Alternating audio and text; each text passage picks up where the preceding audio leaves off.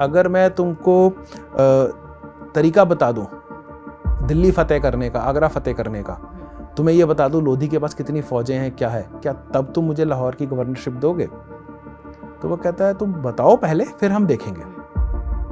तो वो उस बादशाह को सारी डिटेल दे देता है and that person attacks Ibrahim Lodhi. His name was Babur. Daulat Khan को चोट लगती है, बेचारा परेशान बैठा, अब कुछ नहीं कर सकता, तो दिल्ली में ही उसकी मौत हो जाती है और उसी उसी राजों की बावली में एक कोने पे उसको दफना दिया जाता है। तो अगर कभी आप राजों की बावली जाएं, एक तरफ आपको एक छोटा सा स्ट्रक्चर दिखेगा, एक गुमटी दिखेगी, वो उसी दौलत खान की है जो बाबर को भारत में लेके आया, जिसने पूरी इन्फॉर्मेशन दी। बाबर शायद आ जाता, शायद नहीं भी आता, हम उस पर अलग से डिबेट कर सकते हैं, बट हाँ, इसने बहुत बड़ा रोल प्ले किया भारत की मुगल डायनेस्टी को स्टार्ट करने के लिए। सो वो आदमी वहाँ पे मौजूद है।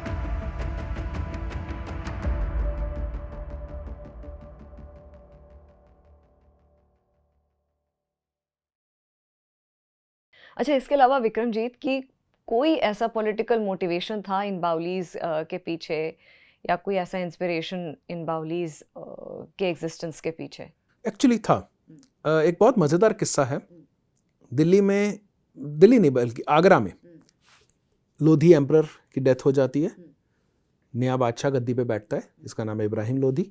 तो लाहौर का जो गवर्नर है वो अपने बेटे को भेजता है, दौलत खान अपने बेटे को भेजता है, जाओ नए बादशाह को जाके ये नजराना पेश करो और बताओ कि Lahore is loyal to you, and जो भी उनके रिचुअल्स थे। तो वो भाई साहब आ जाते हैं और अपना जो भी उनको देना है, बादशाह से मिलना है, नए बादशाह को कंग्रेचुलेट करना है, वो करके चले जाते हैं और जाके बताते हैं अपने अब्बा हुजूर को कि जो नए वाले बादशाह हैं वो आपके बहुत बड़े फ़ैन हैं नहीं, तो इनके पिताजी आपके अच्छे दोस्त थे, इसलिए आप लाहौर की गद्दी पर बैठे हुए हो, लेकिन हो सकता है आपको चेंज कर दें, रिप्लेस कर दें। तो दौलत खान को बड़ा गुस्सा चढ़ता है, वो कहता है अच्छा मैं बात करता हूँ बादशाह से। तो मैसेज लिखते हैं उनको कि मुझे मिलना है, परमिशन नहीं मिलती मिलने की, ट्राई करते हैं, नहीं होता, तो वो चलकर दिल्ली तक आ जाते हैं। अब लोधी एम्परर खुद बैठा हुआ है आगरा में, ये दिल्ली तक आ गए हैं और वेट कर रहे हैं कि शायद बादशाह मिलने दे, नहीं परमिशन मिल रही। तो दिल्ली में वो एक बावली बनवाते हैं बहुत बड़ी, जो आज भी दिल्ली की सबसे खूबसूरत बावली है। इसे राजों की बावली कहा जाता है। ये मेहरौली इकोलॉजिकल पार्क में बहुत खूबसूरत तरीके से बनी हुई है। उस जमाने में और भी ज्यादा कलरफुल और इंट्रिकेट कार्विंग के साथ ये बनाई गई होगी। कार्विंग तो नहीं है, उसमें स्टको वर्क है। तो जब बहुत कोशिश करने के बाद भी तो ये दिखा देता है कि देखो मेरा जो रुतबा है यहाँ तक है, मेरा दबदबा यहाँ तक है, मैं इतना बड़ा स्ट्रक्चर यहाँ अगर बनवा रहा हूँ, कंस्ट्रक्शन का काम करवा रहा हूँ, तो मैं दिल्ली तक अगर आ सकता हूँ तो आगरा मेरे लिए दूर नहीं है। इब्राहिम लोधी टस से मस नहीं होता। अब दौलत खान को बड़ी परेशानी होती है, तो वो एक चिट्ठी लिख देता है काबुल के बादशाह को कि एक काम करो, तुम आ जाओ, तुम लाहौर आ जाना, मैं लाहौर छोड़ दूंगा, तुम अंदर एंटर करना, तुम बैठ जाना, फिर मैं वापस आ जाऊंगा, फिर तुम मुझे यहाँ का गवर्नर फिर से बना देना। जो मैं ट्रिब्यूट आगरा को देता हूँ अब मैं काबुल को देना शुरू कर दूंगा। लाहौर जो है वो काबुल का हिस्सा बन जाएगा और लोधी एम्पायर से बाहर निकल जाएगा, क्योंकि Lahore is the border Kabul के एम्पायर और आगरा के एम्पायर के लिए। ये चिट्ठी भेज देता है, कोई जवाब नहीं आता। वो फिर से एक चिट्ठी लिखता है ऐसी ही, फिर भेजता है, कोई जवाब नहीं आता। तीसरी चिट्ठी भेजता है। वहाँ जो काबुल का बादशाह है वो कहीं जंग पे गया होता है। जब वो वापस आता है उसको तीनों चिट्ठियां मिल जाती हैं अपने लेटर बॉक्स में। तो वो उठाता है, पढ़ता है और वो अपने मेमोइर्स में लिख रहा है कि ये पता नहीं कौन है, लाहौर में कोई गवर्नर बैठा हुआ है, कह रहा है आओ मुझे मारो, मुझे टेक ओवर कर लो, चलो चलकर देख कर आते हो।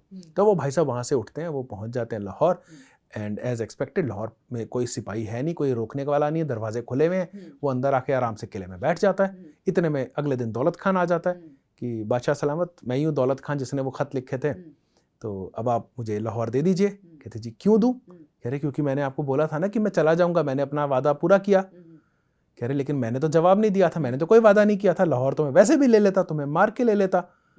अब वो बेचारा परेशान, जो था वो भी गया हाथ से और बादशाह को धोखा दिया वो अलग, आगरा वाले को। अब क्या करूं? कहता अच्छा अगर मैं तुमको तरीका बता दूं दिल्ली फतेह करने का, आगरा फतेह करने का, तुम्हें ये बता दूं लोधी के पास कितनी फौजें हैं, क्या है, क्या तब तुम मुझे लाहौर की गवर्नरशिप दोगे? तो वो कहता है तुम बताओ पहले, फिर हम देखेंगे। तो वो उस बादशाह को सारी डिटेल दे देता है and that person attacks Ibrahim Lodhi. His name was Babur. अब बाबर अटैक करता है, क्योंकि बाबर के पास काफ़ी इन्फॉर्मेशन आ चुकी है, तो इधर से इब्राहिम लोदी और राजा विक्रमादित्य जो ग्वालियर के राजा थे, इन दोनों की अच्छी दोस्ती थी, तो ये दोनों जाते हैं डिफेंड करने, डिफेंड नहीं कर पाते। वो अलग कहानी है क्यों, कैसे, बंदूकों का क्या रोल था, हाथियों का क्या रोल था। लोधी हार जाते हैं, बाबर दिल्ली आ जाता है, आगरा पहुंच जाता है, लोधी अपना दौलत खान भागा भागा पीछे, बादशाह सलामत, अब वो लाहौर। बाबर कहता है देख कुछ और ले ले, लाहौर तो अभी भी नहीं मिलेगा। दौलत खान को चोट लगती है, बेचारा परेशान बैठा, अब कुछ नहीं कर सकता, तो दिल्ली में ही उसकी मौत हो जाती है। और उसी राजों की बावली में एक कोने पे उसको दफना दिया जाता है। तो अगर कभी आप राजों की बावली जाएं, एक तरफ आपको एक छोटा सा स्ट्रक्चर दिखेगा, एक गुमटी दिखेगी, वो उसी दौलत खान की है जो बाबर को भारत में लेके आया, जिसने पूरी इन्फॉर्मेशन दी। बाबर शायद आ जाता, शायद नहीं भी आता, हम उस पर अलग से डिबेट कर सकते हैं, बट हाँ, इसने बहुत बड़ा रोल प्ले किया भारत की मुगल डायनेस्टी को स्टार्ट करने के लिए। सो वो आदमी वहाँ पे मौजूद है। अच्छा, देखिए वही बात मैं कहती हूँ, क्योंकि मैं आपको इसीलिए एनसाइक्लोपीडिया कहती हूँ विक्रमजीत, क्योंकि आप इतनी चीज़ें मुझे बता देते हैं, या हमारे व्यूअर्स के लिए इतना कंटेंट हो जाता है, या इतना फूड फॉर थॉट हो जाता है कि बहुत कुछ होता है। एवरीथिंग इज़ लाइक बहुत वेल रिसर्च होता है, और आपका स्टोरी टेलिंग का भी जो एक हुनर है वो बहुत ही खूबसूरत है।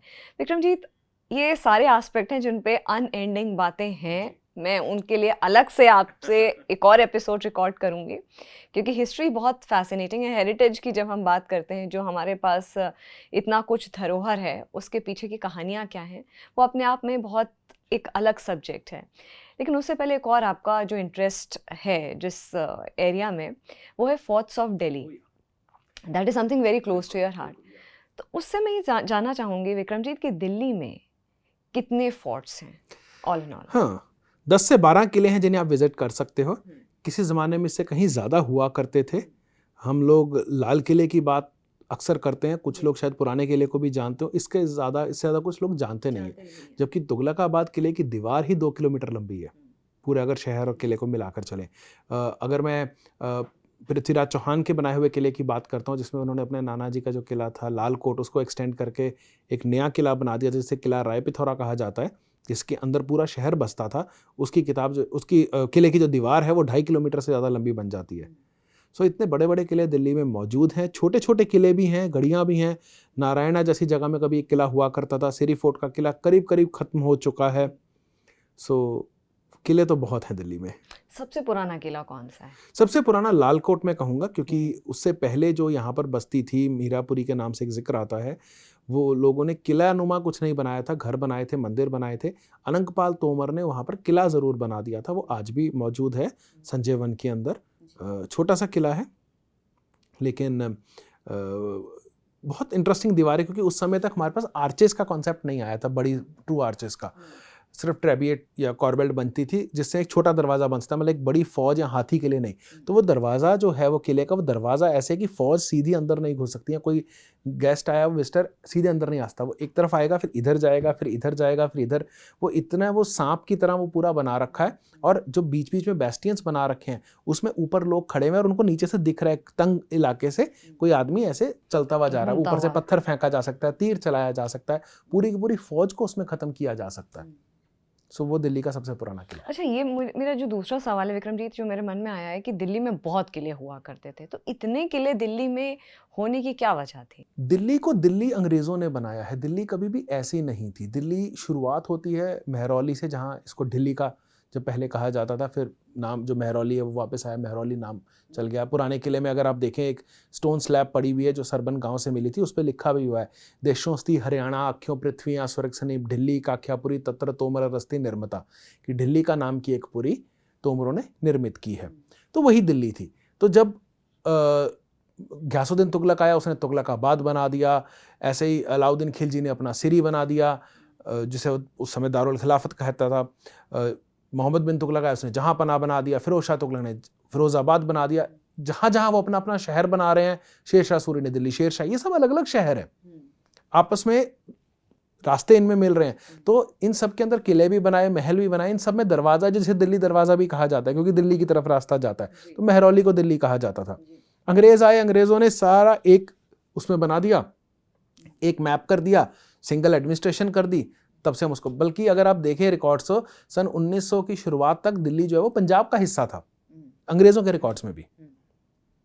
तो वो इसको पंजाब एडमिनिस्ट्रेशन, क्योंकि वो खुद कलकत्ता में बैठे हुए थे तो वो इसको पंजाब के साथ ही गवर्न करते थे और ये अलग अलग इलाके हुआ करते थे, फिर इसको एक साथ कर दिया।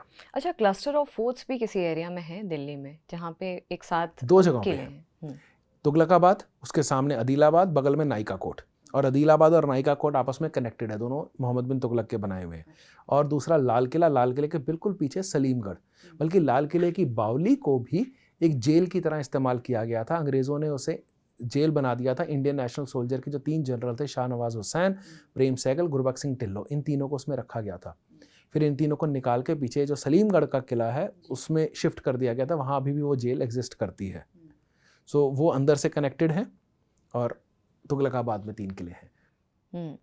इसके अलावा आपने बोला इनका जो आर्किटेक्चर था ये भी बहुत इंटरेस्टिंग है। आपने अभी बीच में मेंशन किया था कि इन किलों का, क्योंकि अभी के ज़माने की बात करूँ तो हमारे पास बहुत सारे रिसोर्सेज हैं कोई भी इमारत बनाने के लिए या वैसी रेप्लिका बनाने के लिए। बहुत सारा हमारे पास टेक्नोलॉजी बहुत हाई एंड है, लेकिन उस वक्त में अगर मैं बात करूँ तो कितने साल लगते थे एक किले को बनाने में? हमारे पास तुगलकाबाद का एग्जाम्पल है।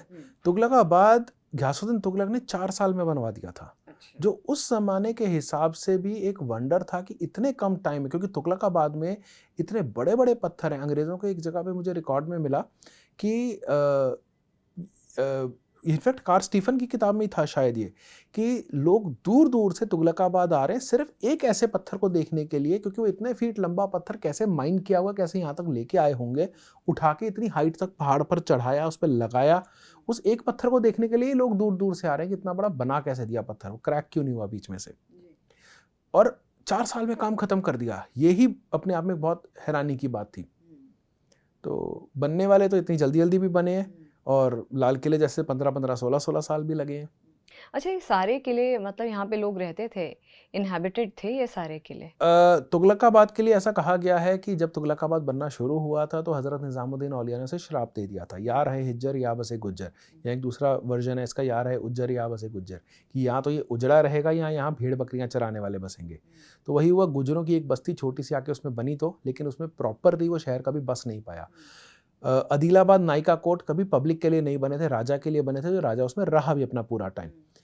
इसके अलावा दिल्ली में जितने भी किले हैं, जैसे लाल किले के अंदर जो लोग रहते थे, खैर लाल किले में तो अभी भी लोग रहते हैं, अभी भी स्टाफ क्वार्टर्स तो हैं। वहाँ वो एक ऐसी जगह है जिसमें से कभी भी पॉपुलेशन बाहर निकली ही नहीं, चाहे नंबर कम हो गया, लोग चेंज हो गए, कभी फौज थी, अब स्टाफ रहता है। उससे पहले आम जनता जो किले में काम करते हैं, सर्वेंट्स हैं, वो सब हैं, नोबल्स हैं, वो रहा करते थे। तो हाँ, हर किले के अंदर लोग रहते थे। पुराना किला ज़रूर एक ऐसा है जिसके अंदर हमें कुछ मिला नहीं है, कोई बिल्डिंग ऐसी नहीं मिली है जिससे ये बताया जा सके कि इसमें रेजिडेंशियल कुछ रहा होगा। बट एक हमाम एग्जिस्ट करता है, और अंग्रेज़ों के टाइम तक एक शहर एग्जिस्ट करता था जिसे इंद्रप्रस्थ कहा जाता था। उसकी तस्वीरें बाकायदा एग्जिस्ट करती हैं। शेरशाह सूरी और हुमायूं के टाइम पर ऐसा माना जाता है कि वो लोग यहाँ पे टेंट लगा के उनमें रहा करते थे, बट लोग रहते थे। अच्छा, इनको बनाने का जैसे आपने बताया कि माइन करके लेकर के आना इतने बड़े बड़े पत्थर, ये एक एग्जांपल आपने दिया, लेकिन ये रिसोर्सेज आते कहाँ से थे? एक्चुअली ये भी बहुत एक मज़ेदार फिनोमेना है जो भारत में, खासकर दिल्ली में राजाओं ने जो इस्तेमाल किया। लाल कोट तो बना लिया, चलिए क्वार्टजाइट से बना हुआ है, दिल्ली क्वार्टजाइट है, तो आसपास उन्होंने, चाहे वो भाटी का इलाका है, चाहे असोला है, अरावली से पत्थर निकाल के वो किसी तरह से ले आए। किला राय पिथौरा भी बन गया। अब इसके बाद के जब किले बनने थे तो बाद के जितने बादशाह थे उन्होंने कहा कौन इतनी मेहनत करे, तो उन्होंने कहा कि जो पुराने जो किले बने हुए हैं ना, उसी का मटेरियल उतार कर ले आओ। अच्छा, तो जब सिरी फोर्ट बना तो किला राय पिथौरा का मटेरियल उसमें यूज़ हुआ, यहीं से पत्थर उठाए साइड पे वहाँ लगा दिए। इसको रिपेयर भी किया गया, क्योंकि बहुत क्लियरली तारीख़ फिरोज शाही के अंदर ज़ियाउद्दीन बर्नी जो है वो ये लिखते हैं कि इस किले को भी रिपेयर किया गया और कुछ मटेरियल यहाँ से वहाँ भी मूव किया गया, कुछ नया मटेरियल भी सोर्स किया गया। लेकिन सिरी फोर्ट के बाद जब तुगलकाबाद बनता है, तुगलकाबाद के लिए उन्होंने आसपास के इलाकों से माइनिंग करवा के फ्रेश मटेरियल ले लिया। जब जहाँपना बना तो जहाँपना में कुछ पुराना मटेरियल, कुछ नया मटेरियल लिया गया। इसके बाद किसी ने नए मटेरियल पे बहुत ज़्यादा मेहनत नहीं की, क्योंकि तारीख़ फिरोज शाही में ही शम्स सिराज अफीफ वाला जो है पोर्शन, उसमें बहुत क्लियरली मेंशन्ड है कि फिरोज शाह ने तुगलक के टाइम पर यह फरमान एक जारी हुआ था कि जो भी दिल्ली से आ रहा है, यानी कि महरौली, जहाँपना, सिरी की साइड से जो भी आ रहा है, अगर उसके पास घोड़ा गाड़ी, बैलगाड़ी, गधा कुछ भी है, एक पत्थर उठाकर लाएगा, अच्छा, तब उसको शहर में आने एंट्री की इजाजत मिलेगी। है। तो कहते कि वो देखते ही देखते कुछ महीनों में वो दीवारें खत्म हो गई। आज वो दीवारें एग्जिस्ट नहीं करती हैं, वो सारे पत्थर, फिरोजाबाद बन गया। फिर इसी की दीवारों से दिल्ली शेरशाही बन गया। दिल्ली शेरशाही की सारी दीवारें, सारा पत्थर खत्म कर दिया, 2 दरवाजे छोड़े हैं बस, शाहजहानाबाद बन गया। तो वो पत्थर वहीं के वहीं है, अब वो पुरानी दिल्ली की दीवार से शहर बना कहा ये जाता बड़ा है। इंटरेस्टिंग फैक्ट आपने बताया। And it is documented, well documented. अच्छा, ऐसा कुछ आपने एक बार बहुत पहले सफदरजंग टूम के बारे में भी मुझे समझाया था। सफदरजंग के लिए ऐसा माना जाता है कि अब्दुल रहीम खान खाना के मकबरे से स्टोन उतार के उस पर लगाया गया है। मैं काफ़ी टाइम से उसको देखने की कोशिश कर रहा हूँ, समझने की कोशिश कर रहा हूँ, क्योंकि रहीम के मकबरे पे अभी भी काफ़ी पत्थर लगा हुआ है। उस पत्थर का जो रंग है और जो रंग सफदरजंग के मकबरे के अंदर, बाहर, अंदर कहीं ज़मीन पे भी जो पत्थर का जो रंग है, वो रंग मैच नहीं कर रहा है, वो शेप, वो डिज़ाइंस मैच नहीं कर रहे हैं। लेकिन सफदरजंग के मकबरे में जब आप जाएंगे तो ज़रा फर्श को ध्यान से देखिएगा। उस फर्श के अंदर बहुत रैंडमली पत्थर जुड़े हुए हैं। कहीं पे छेद है तो उसको छेद को वैसे ही भरा हुआ है, तो साफ पता चलता है ये पत्थर कहीं से उतार कर लाए हैं और फिर उसको किसी तरीके से फिट करके बस लगा दिया है। पत्थर तो किसी और से उतरा है। पर रहीम के मकबरे, जैसा कि पॉपुलर एक नैरेटिव है कि वहाँ से आया है, वो मुझे डाउट है कि रहीम के मकबरे से नहीं आया होगा। आसपास कोई और जगह हो सकती है जिसके बारे में हमें पता नहीं है। मतलब एक स्ट्रक्चर बनाने के लिए दूसरा स्ट्रक्चर को खत्म किया। ये शुरू से होता है। हम्म, कुतुबुद्दीन ऐबक ने खुद दरवाजे पे लिखवाया हुआ है कि मैं 27 बुत खाने यानी कि 27 मंदिरों को तोड़ के उनके मटेरियल को यूज़ करके, जो अब जिसे हम कुव्वतुल इस्लाम मस्जिद कहते हैं, वो मस्जिद के लिए 27 मंदिरों का मटेरियल इस्तेमाल किया। उसने दीवार पे अभी भी वो आप जाके पढ़ सकते हैं। लेकिन ऐसा नहीं है कि वो मुस्लिम था, उसने हिंदू मंदिर तोड़े, नहीं, वो मुस्लिम ने सारे मुस्लिम स्ट्रक्चर भी तोड़े हैं। क्योंकि अगर आप सफदरजंग टूम का ही एग्जांपल लें, सफदरजंग के मकबरे में जो नीचे जो हमें फर्श पे पत्थर मिल रहे हैं, उन्हें बहुत जगह जा नमाज मिल रहा है, यानी कि वो किसी मस्जिद से तोड़कर लेकर आए हैं। तो कौन सी मस्जिद तोड़ी होगी उन्होंने? नहीं तो जा नमाज की शेप नहीं मिलनी चाहिए हमें। अच्छा, ये आर्किटेक्चर जो है बड़ा इंटरेस्टिंग होता है, क्योंकि इतने बड़े बड़े आप फोर्ट बना रहे हैं और उस वक्त तो मतलब आई एम श्योर, जैसा आपने पहले भी बोला कि साइंटिफिकली बहुत एनहांस थी थॉट्स, और वहीं से हम हमारे जो हैं, हमने सीखा है जो भी है, वो वहीं से एक लीनियज है जो चलता चला आ रहा है। ओवरऑल मैं बात करूँ ह्यूमन काइंड की भारतवर्ष में। लेकिन ये समझना बहुत इंटरेस्टिंग होगा कि ये फोर्ट इस तरह से दिखेगा या ऐसे बनेगा, इसमें इतने स्टेप्स होंगे, या जहाँ पे ऐसा हमाम होगा, या महिलाएं ऐसे रहेंगी, यहाँ पे रहेंगी, उनका इतने बाय इतने का रूम रहेगा। ऐसा कैसे डिसाइड होता होगा उस वक्त? लाल किले के जो आर्किटेक्ट थे उस्ताद अहमद लाहौरी, वही ताजमहल के आर्किटेक्ट भी थे। उसके अलावा अंदर जैसे जो बादशाह की सीट है, जो निशमन ज़िले इलाही जिसे हम कहते हैं, जो दीवान आम में जो बादशाह की सीट है, उसको पीछे उसकी पूरी दीवार को जिसने डिज़ाइन किया वो ऑस्टिन डी ब्यूडोस फ्लोरेंस से आए थे, कि या शायद वेनिस से। उन्होंने ही तख्ते ताउस पीकॉक थ्रोन भी बनाया था। सो अलग अलग लोग थे जो अपने अपने काम में स्पेशलाइज करते थे। जो अंदर जो कारपेट्स लगाए गए थे वो गुजरात से बन के आए थे। इसकी पूरी डिटेल हमें मिल जाती है शाहजहां और उसके टाइम के रिकॉर्ड्स में।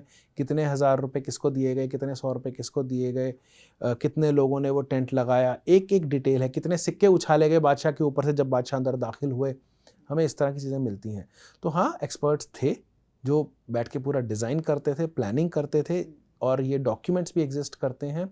अभी ब्रिटिश लाइब्रेरी में, ब्रिटिश आर्काइव्स में ज़्यादातर सामान, क्योंकि वो लोग उठा कर ले गए थे, पीछे एक पब्लिशर हैं, उन्होंने ब्रिटिश लाइब्रेरी से कुछ सामान ला के, जब IGNCA की पुरानी बिल्डिंग होती थी उसमें एक एग्जीबिशन लगाई थी, जिसमें लाल किले का पूरा फ्लोर, वो मैप, फ्लोर प्लान, वो पुराने कपड़े पे बना हुआ और उर्दू फारसी में कुछ उस पर लिखा हुआ, उस तरह का वो पूरा उन्होंने वहाँ पर डिस्प्ले भी किया था। तो वो प्लान्स, वो आर्किटेक्चरल ड्राइंग्स, वो सब एग्जिस्ट करता है। Rise and fall of Delhi सल्तनत, अगर इसको हम क्रिस्प में समझना चाहें तो आप कैसे समझाएंगे? क्योंकि दिल्ली की आइडेंटिटी की जब बात होती है, बहुत बड़ा फैक्टर, एक बहुत बड़ा अहम एक किरदार प्ले करता है। और ऐसा माना जाता है दिल्ली कभी किसी की नहीं हुई, ना ही कोई दिल्ली का हुआ है। दिल्ली में हर कोई एक माइग्रेंट है, बाहर से आया, उसने दिल्ली में रह के अपना बनाने की कोशिश की, बट ना कोई दिल्ली को अपना पाया, ना दिल्ली किसी को उस तरह से शायद अपना पाई। दिल्ली एक बहुत क्रूशल स्टेज पे रहा है हमेशा। हर कोई दिल्ली से राज करना चाहता था, तो एक राजा बैठा हुआ है, वो राज कर रहा है, कोई दूसरा आ जाएगा, वो उसको हटा के बैठ जाएगा। वो राइज एंड फॉल जो है वो यहाँ के पब्लिक के लिए अच्छा भी था, बुरा भी था। वक्त के साथ तब्दीलियाँ होती गई, एक के बाद एक नए नए राजा आते गए, पिछले वाले को हटाते थे और बैठ जाते थे। सो दिल्ली में जब हम कहते हैं राइज एंड फॉल, आप इस स्टेटमेंट को यहाँ रोक नहीं सकते। आपको कहना होगा rise and fall and rise and fall and rise and fall and rise, ये चलता जा रहा है दिल्ली तो, और ये शायद यूं ही चलता रहेगा। हेरिटेज और टूरिज्म में क्या अंतर है? टूरिस्ट को हेरिटेज साइट्स पे जाने में मजा आता है, अफसोस कि वो हेरिटेज को समझते नहीं है। वो सिर्फ, मैं आपसे ये सवाल इसलिए कर रही हूँ क्योंकि आप बहुत अच्छे हेरिटेज वॉक्स भी कराते हैं Vikram ji, and I have also been a part of one of the heritage walks जो कि आपने हौज खास में करवाया था। तो मैं इसीलिए आपसे पूछ रही हूँ, एक टूरिस्ट को ले जाना हेरिटेज प्लेसेस में मॉन्यूमेंट्स घुमाने के लिए और एक हेरिटेज वॉक करवाना, सो होता क्या है, जब एक टूरिस्ट आता है वो ये सोच के आता है कि मैं दिल्ली में 3 हफ्ते के लिए हूँ, 2 हफ्ते या 3 दिन के लिए हूँ, मैं 3 दिन में ज़्यादा से ज़्यादा क्या देख सकता हूँ, मैं ज़्यादा थकूँ भी ना, मैं दूर से आया हूँ चल के, मैं ट्रैवल करके आया हूँ, मैं मैक्सिमम देखूँ कम से कम टाइम में, और फिर सिर्फ देखूँ ही नहीं, मुझे एक्सपीरियंस भी, मुझे खाना भी अच्छा खाना है, मुझे शॉपिंग भी करनी है, मुझे सारे एक्सपीरियंस लेने हैं उस शहर, वो शहर क्या क्या ऑफर कर सकता है। ये एक टिपिकल टूरिस्ट माइंडसेट है। मैं हेरिटेज वॉक पहले पब्लिक के लिए करता था, मैंने पब्लिक हेरिटेज वॉक्स बंद कर दी हैं। अब मैं अपने जो स्टूडेंट्स हैं या जो रिसर्च ग्रुप्स आते हैं उनके साथ ज़रूर जाता हूँ, और वो हम एक टॉपिक को लेके जाते हैं। जैसे मैं अपने मेरे जो मेरी क्लासेस होती हैं उनमें से एक क्लास में कुतुब मीनार पे रखता हूँ। ज़्यादातर हेरिटेज वॉक्स जो हैं वो 45 मिनट से 1 घंटा कुतुब मीनार की होती हैं। मेरी हेरिटेज वॉक 6 घंटे की होती है, सिर्फ कुतुब मीनार की, जिसमें हम एक एक स्ट्रक्चर पर रुकते हैं और आधा आधा घंटा उसको स्टडी करते हैं कि ये सिंबल अगर बनाइए तो बुद्धिस्ट इन्फिनिटी नॉट है, यहाँ क्या कर रही है। जो अलाई दरवाज़ा के आर्चेस के अंदर जो स्टार बने हुए हैं वो तो इजराइल के फ्लैग पे हैं, और ना सिर्फ इजराइल के फ्लैग पे, आपकी जन्म पत्री के पहले पेज पे भी हैं। तो अगर वो हिंदू सिंबल है तो वो इजराइल के फ्लैग पे क्या कर रहा है, और वो एक इस्लामिक स्ट्रक्चर के दरवाजे पे क्या कर रहा है। और वही अगर आप मेफेयर गार्डन्स में आ जाते हो हौस खास में, तो वहाँ पे मखदूम सब्जवारी की मस्जिद के अंदर वही 6 पॉइंटेड स्टार बना के बीच में अल्लाह लिखा हुआ है। तो अगर यहूदियों की और इस मुसलमानों की लड़ाई चल रही है तो ये सिंबल फिर यहाँ क्या कर रहा है। तो आप पीछे उसकी फिर पहले पॉलिटिक्स में जाते हैं कि ये शुरू कहाँ से हुआ, ये कैसे क्या। तो एक एक चीज़ की गहराई में जब आप जा रहे हो तो आप एक रिसर्च स्कॉलर हो, तो आप ऊपर ऊपर से देख के आगे नहीं बढ़ रहे। तो डिफरेंस ये होगा कि एक टूरिस्ट सारे एक्सपीरियंस कम से कम टाइम में लेना चाहता है, लेकिन जिसको हेरिटेज से बहुत ज़्यादा लगाव है वो एक जगह बैठा रहेगा और शायद वो कई हफ्तों तक उस एक मॉन्यूमेंट को छोड़ के कोई और मॉन्यूमेंट नहीं पकड़ेगा जब तक उसे अच्छे से समझ नहीं लेता। विक्रम जी, तो आपने मेरे लिए एक पेंडोरा बॉक्स फिर से खोल दिया। हालांकि छूते हुए जाऊंगी इस सवाल को ज़्यादा गहराई से, क्योंकि मैंने कहा ना नेक्स्ट जो हमारी मीटिंग है, नेक्स्ट एपिसोड है, उसके लिए भी काफ़ी कुछ बाकी रखेंगे, लेकिन क्योंकि आपने ये टॉपिक छू दिया तो मैं इस पर पूछूंगी कि कुतुब मीनार को लेकर के भी बहुत तरह की कंट्रोवर्सीज़ हैं। मंदिर कहा जाता है, शिवलिंग के लिए बोला जाता है, और आपने बहुत डिटेल में रिसर्च भी करी है क्योंकि आप हेरिटेज वॉक्स, ASI सबके साथ आपने बहुत गहराई से, क्योंकि एजुकेशनिस्ट भी हैं आप, कि प्रयास रहता है कि सही इन्फॉर्मेशन बच्चों तक भी पहुंचाएं। ऐसे में मैं आपसे पूछना चाहूँगी कि एक्चुअली में आपकी स्टडीज़ क्या कहती हैं? कुतुब मीनार में सिर्फ एक ही शख्स है जिन्होंने कहा है ये कुटुंब स्तंभ है, वही है जिन्होंने कहा है ताजमहल इस तेजो महलिया, और उन्होंने कहा है वेटिकन इज वाटिका, कृष्ण नीति से क्रिश्चियनिटी बना है। तो उन्होंने ऐसी बहुत सारी किताबें लिखी हैं, जिसके बाद इलाहाबाद हाई कोर्ट ने उनको बहुत डांट भी लगाई थी कि तुम अब रुक जाओ और उनकी किताबें अब जाके आम मिलनी शुरू हो गई हैं, नहीं तो उनकी किताबें कोई खरीदता भी नहीं था। लेकिन जिनको प्रोपेगेंडा पसंद है उनको उनकी किताबें पढ़ने में मज़ा आता है। अफसोस मज़ा आता है पर पढ़ते नहीं। अगर आप पढ़ लेंगे आपको अपने आप ही समझ में आ जाएगा कि कोई दम नहीं है उनमें। क्यों? कुतुब मीनार का ही एग्जांपल मैं लेता हूँ। वो कहते हैं जी कुतुब मीनार कुटुंब स्तंभ है, ये एक जो है फिर पृथ्वीराज चौहान की बनाई हुई मीनार है, और ये नक्षत्रों को देखने के लिए बनाई गई थी, क्योंकि इसमें 27 मंदिरों का, क्योंकि 27 मंदिर का तो खुद कुतुबुद्दीन ऐबक ने दरवाजे पे लिख दिया है, जो अभी भी लिखा हुआ है, तो हम उसको डिनाई नहीं करते। 27 मंदिर थे यहाँ पे, लेकिन वो 27 मंदिर में से ज़्यादातर जैन मंदिर थे, और वो एक टाइम पे नहीं बने, 400 से 600 साल के गैप पे बने। तो अगर ये एक स्ट्रक्चर होता तो वो 27 मंदिर एक ही टाइम पे बने होते ताकि उनको यूज़ किया जा सके। 400 साल के गैप पर तो कभी नहीं बनते, और जैन और हिंदू मंदिरों को बना के एक ऑब्जर्वेटरी नहीं बनाई जाती। पहला सवाल। दूसरा, वो कहते हैं जी इसके 27 एजेस हैं, जो बेस है उसका कुतुब मीनार का, तो वो 27 मंदिर ऐसे बनाए गए थे क्योंकि 27 नक्षत्र होते हैं तो उसके हिसाब से था। नहीं, मंदिर कहीं ज़्यादा थे, उसमें से 27 का मटेरियल कुव्वतुल इस्लाम मस्जिद में इस्तेमाल हुआ है और मीनार जो है उसके साइड पे बाद में बनाई गई है। प्लस उसमें 27 एजिस नहीं है, उससे ज़्यादा है। एजिस हैं, सर्कल्स हैं, और 27 से ज़्यादा है। सिर्फ बीच में एक दरवाज़ा है, दरवाजे टू दरवाज़ा आप काउंट करके 27 बनते हैं। उसके ऊपर दरवाजे के ऊपर भी 4-5 आ जाते हैं, जो वो मिस करके काउंट करना। ऊपर से देखने पे वो एक कमल के फूल की तरह दिखता है, बिल्कुल सच बात है। लेकिन जो ऊपर की 2 मंजिलें जिसके बाद वो पूरा स्ट्रक्चर कंप्लीट होता है, वो तो फिरोज शाह तुगलक की बनवाई हुई है, पहले तो स्टोरीज थी ही नहीं। जब हम दरवाजे से अंदर घुसते हैं तो जो सबसे पहला पत्थर है उस पर इंस्क्रिप्शन है पृथ्वी निर्भर स्तंभ, कि ये पृथ्वीराज चौहान का खंबा है। वो नीचे एक पत्थर लगा हुआ है, विच मीन्स कि पृथ्वीराज चौहान के टाइम पे कोई ना कोई पिलर जरूर होगा जहां से ये पत्थर लाया गया। ये हमें पता है कि ये जो मटेरियल सोर्स किया गया था ये माइनिंग नहीं हुई है, ये एग्जिस्टिंग मटेरियल को यूज किया गया था। पृथ्वीराज चौहान ने अगर किला बनाया है और ये किला सिर्फ इसी पर्पज से बनवाया है कि एक अटैक होने वाला है नॉर्थ से, उससे डिफेंड करना है, तो वो वॉच टावर तो बनवाएगा ही ना। तो जो भी उसने स्तंभ बनाया होगा वहां पे, अपना जो वॉच टावर बनवाया होगा, उसका एक पिलर इसमें लगा हुआ है बेशक।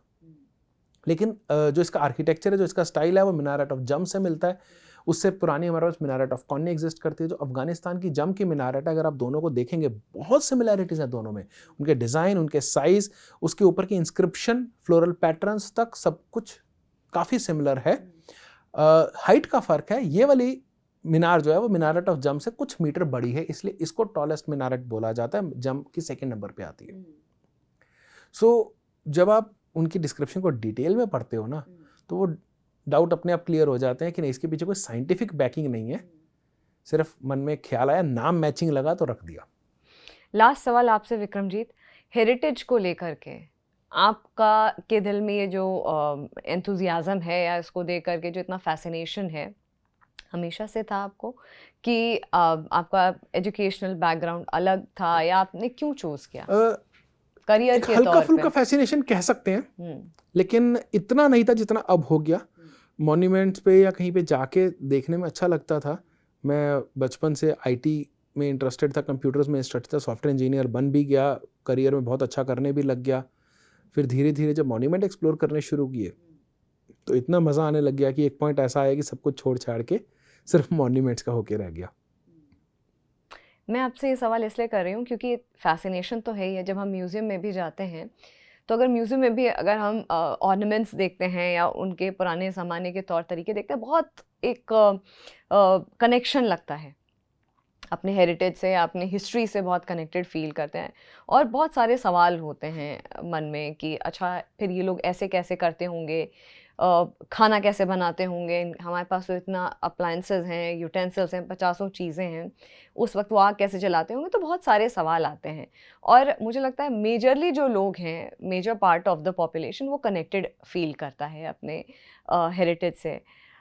ऐसा कोई इंसिडेंट्स जो आपके सामने आया हो जिसमें ऐसा लगा हो कि हाँ, क्योंकि कई लोगों ने मुझे भी, क्योंकि मैंने काफ़ी वक्त तक हेरिटेज कवर भी किया, हिस्ट्री कवर की, कल्चर कवर किया, तो उसमें एक चीज़ जो बड़ी आम थी कि क्यूरेटर्स ये बोलते हैं, म्यूज़ियम के एक क्यूरेटर ने मुझे बोला कि अमूमन लोग यहाँ पे आते हैं, वो कहते हैं हमें लगता है कि ये पिछले जन्म में हमने ही पहना होगा ये हार, या हम ही थे उस वक्त। तो ये बड़ा फैसिनेटिंग, बड़ा इंटरेस्टिंग ये फैक्टर भी रहता है।